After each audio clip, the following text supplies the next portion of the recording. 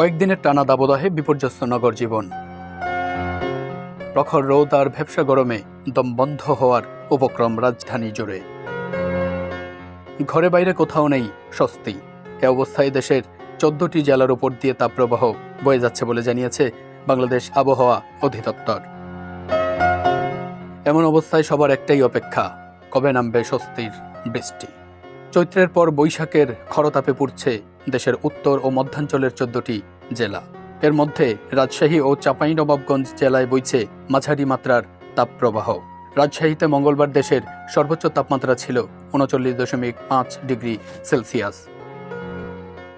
বুধবার আবহাওয়া অধিদপ্তরের পূর্বাভাসে বলা হয়েছে, টাঙ্গাইল, ফরিদপুর, লক্ষ্মীপুর, খুলনা, যশোর ও কুষ্টিয়া জেলাসহ রাজশাহী বিভাগের উপর দিয়ে বয়ে যাওয়া তাপপ্রবাহ অব্যাহত থাকতে পারে। বৃহস্পতিবার সকাল 9টা থেকে পরবর্তী 24 ঘন্টার মধ্যে অস্থায়ীভাবে আংশিক মেঘলা আকাশ সহ সারা দেশের আবহাওয়া প্রধানত শুষ্ক থাকতে পারে।